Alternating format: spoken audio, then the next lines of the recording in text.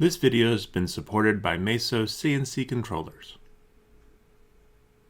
Hello everyone. This is a Corgi Ford Thunderbird that was based on the 1959 Ford Thunderbird. I'm not real sure the production date on this car, but I would guess early to mid 60s. I'm by no means an expert on Corgi and couldn't find a lot of info on this particular car. It's a 1/43 scale car, and a lot of you have asked for some videos on larger scale cars, so here we go. I picked this one up a couple years ago at a die-cast show in my local area. It has a price of $40 on the base, but I'm pretty sure I paid less than $5 for it. This model seems to be rather rare, as Corgi made a teal-colored model with a white roof that seems easier to get a hold of. This one is covered up in paint chips, and several of the rubber tires are split and have almost rotted away. I can't tell if the windshield plastic is yellowed or if it's just an optical illusion from the yellow plastic interior. On the plus side, the windshield doesn't have any cracks or deep scratches. The hubs and axles seem to be in great shape, and overall the car has no major flaws that would keep me from restoring it. Like most projects, I'll start by taking the casting apart. Here, this car has 3 spun posts that will need to be drilled and tapped. Opening up the car, we can get a good look at the suspension that Corgi employed for this model. I have to say it's pretty well thought out. A lot of smaller scale cars with suspensions just use a single piece of metal in the center of the base. Here they use 2 wires and push them closer to the wheels. This definitely gives the car much more support and makes for a much tighter suspension. For as awesome as the suspension is, the internal plastic interior is a complete letdown. This is the same type of clamshell plastic used in packaging. They could use this type of plastic in this car because it's completely enclosed with no open windows. If it had an open window, they would have had to use something more robust, as kids would have destroyed this thin plastic with ease. The hardtop and windshield is completely removable, which is great and will make painting much easier. Corgi has a convertible version of this car, and my guess is that they built this model to go either way. They could drop in the hardtop windshield and cheap plastic interior, or they could put in a windshield and a more robust plastic interior for the convertible. The windshield is riveted in the hardtop, so I'll need to drill out this rivet to remove the windshield. I'll go ahead and work on removing the paint, but before I put a lot of effort into this car, I want to be sure I can fix the rubber tires. 2 of the tires are completely ruined, and a third has gone hard over the years, but is in good shape. The last tire is in reasonably good shape, and I was able to remove it without harming it. So I need to make at least 2 new tires for this car. The easiest way to do this is to make a 2-part mold of the lone good tire and then cast 2 more tires in resin. Since the tire is not extremely detailed, I can make a mold from this blue stuff plastic. I saw Toy Ploy using this in one of his videos and ordered some just for this purpose. I'll leave a link below if you want to get some. The way it works is you heat it up with some hot water, and then the plastic becomes very soft and pliable. As it cools down, it hardens into whatever shape it was in. It actually gets soft enough when heated to pick up quite a bit of detail, and will have no problem picking up the details of this tire. When making molds of this type, you really need some sort of support or container for the molding material. This keeps that material from just flattening out when you press items into it. Here I'm using a small plastic petri dish, but obviously any small container will do as long as the part will fit. Despite the obvious comments I'll get, I'll use an acrylic rolling pin to smooth out the plastic, which helps reduce flashing in the final part. Once the plastic is as flat as I can get it, I can then reheat it in near boiling water to get it as soft as possible. I can then place the tire in the middle and push it in about half the thickness of the tire.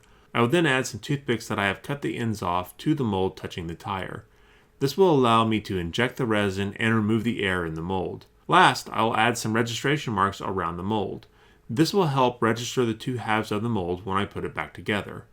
After the registration marks are in, I can then drop the mold into the freezer, and also drop 4 more sticks of the plastic in the near boiling water. After about 5 minutes, I'll remove the mold from the freezer and remove the plastic from the hot water, and then press the hot plastic over the cold mold as fast as I can, trying to move from the inside out. Once I have finished the shape of this half of the mold, I will quickly drop both into the freezer and wait about 10 minutes. After the time has elapsed, I can then go about pulling the 2 halves apart. Initially it takes a little bit of persuasion, but after a few seconds I'm able to get the 2 halves to separate from each other. After they're apart, I can then remove the toothpicks and the good tire and test to be sure that the 2 halves go back together. To be sure that everything works, I'll whip up some resin and test the mold out. I'll go over this part later in the video, but my test is a success, so I feel confident in moving forward with the project. Behind the scenes, I've been working on removing the old paint from this body, and have not had much luck. I've sprayed it down with aircraft paint remover several times, and each time it does remove some of the paint, but not all of it. There's quite a bit of paint in the details of the car that are proving really difficult to remove, so instead of repeating what's not working, I'll instead try a different method and use my air eraser to finish removing the paint. The air eraser is simply a mini sandblaster in the form of an airbrush. It uses a very fine media that is fired out of the airbrush about the same PSI as you use for paint. By changing the PSI of the air coming out of the compressor, you can modify how much the air eraser will remove. For example, I want to only remove the paint from this car without harming the die cast. So I'll set the PSI to 35 to begin with, and then increase it right to the point that it starts removing the paint. At this point, the paint is being removed without much harm to the die cast metal, other than it will dull it. I can then just go over the stubborn areas of the car and the high detailed areas and let the air eraser do all the hard work. When I'm done, the dull metal can be brought back to a shine with some steel wool or a brass brush.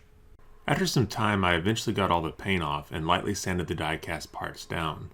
After this, I'll go and thoroughly wash and degrease the parts so I can zinc plate them. The zinc plating will fill in some of the smaller pits and scratches, but I primarily am using it here to brighten the metal parts that will not be painted, like the grille. Once the parts have been zinc plated, I'll go over them with some 4/0 steel wool to polish the zinc. I only plated the parts for about 15 minutes at 100 milliamps, just enough to brighten the metal. So now it's time to paint the body, and I'm going to use some special paint that John sent me from the Redline shop. This is a black urethane paint. It's a base coat for this purple flake paint that goes over it. I'm not going to be using the purple flake today, but I will be using it soon. What I want to use right now is the black urethane base coat. This is essentially black spectraflame, and I wish I had experimented with it a little bit before using it on this casting. I had thought that I would be able to see through the paint to the metal below, just like all the other spectraflame colors. And this is why I didn't use any fillers on this body, as I thought they might show through the paint. Well, as it turns out, the paint is opaque, and my worries were unfounded. Live and learn. Other than that, it's as easy to use as spectraflame or any urethane paint. I applied about 4 coats before I was done. Before I started, I did mask off the grille and the tail lights. I did not mask off the rear bumper, and instead used a small brush soaked in lacquer thinner to remove the paint. The paint just wipes away with lacquer thinner when the paint's fresh. For the hard top, I'll be painting it with some Testor's Gloss Red that was a perfect match to the original paint. While I wait for all the paints to cure, I'll go ahead and make some tires for the base. I'll need to dye the resin, so I'll place a small amount of black dye in a small plastic cup. I will then zero out the scale. Resin comes in 2 parts, and depending on what resin you're using, the parts are added together in some ratio by some volume or mass. The resin I'm using here uses a 1-to-1 ratio by weight. So I'll place some of the part B in a cup and then weigh it, taking note of the weight, and then zero out the scale again. Next, I will add the same weight of part A to the cup, and then I can start mixing the resin. Once you add the 2 parts together, the countdown begins. This resin I'm using here has a 2-minute work time, so I have to get it thoroughly mixed and in the mold within that 2-minute window. Once the resin is thoroughly mixed, I can use a pipette with a long hose. Not sure what that's called on the end, but it's really important here as it has the same diameter as a toothpick, which allows me to insert it into the mold. And it's also very flexible, so I can keep the pipette upright while slowly applying pressure. If I invert the pipette, all the resin would flow into the bulb. Not the end of the world, but I will need to use more resin than if I kept the pipette upright. As I said before, this resin has a 2-minute work time, so once I see the resin emerge from the top of the mold, I'll stop applying pressure and hold everything in place until I'm sure that 2-minute window has passed and that the resin is solid enough that it won't run out of the mold when I remove the pipette. So this next part is really important since I'm making tires. Resin, when fully cured, goes rock hard. However, it's not instantaneous. Like you can see here with some of this scrap resin, it's very flexible and goes back to its original shape once I start pulling on it. This is how I'm going to get the resin tires on the hub. If I was to leave the part in the mold, it would eventually harden to the point that it loses all its flexibility and I would not be able to get it back on the wheel hub without breaking it. So I'll pull the tire while it's still soft from the mold and place it over the wheel hub. I'll then make sure it is well seated in the hub and then set the base aside to let the resin finish curing. Once the resin is fully cured and hardened, I can use an emery board to sand off all the flashing around the tire. And with that, I've created a new tire for this car. It's been about 24 hours since I painted the body and the hardtop. Both came out looking pretty good other than a small paint imperfection on the rear of the car that I'll need to polish out later. The hardtop looks great, but could use a light polish to get that glossy glass-like reflection that we all love. So I'll go ahead and polish the body and the hardtop with a cotton buffing wheel and some rubbing compound. After that, I'll repeat everything with some polishing compound. For the taillights in the back, I'll use my normal Sharpie method to color them in. Sharpies are transparent and allow the shiny metal underneath to show through, giving a three-dimensional look that's hard to get with paint. Once the Sharpie dries, I then use a chrome pen to paint in the center parts of the lights, similar to how the real car looks. While I have the chrome pen out, I'll paint in the headlights as they were done by Corgi. Next, I need to work on the windshield. Now that I have a closer look, it seems that there's a very small crack in the front windshield, and it looks like someone stabbed the windshield with something hot, as the plastic seems to be slightly melted. Lucky for me, these windshields are pretty thick, so I'll try to sand out this imperfection starting with some 600 grit sandpaper. I'll then move to some 1500 grit sandpaper to remove the 600 grit lines. You can jump grits like this when sanding plastic.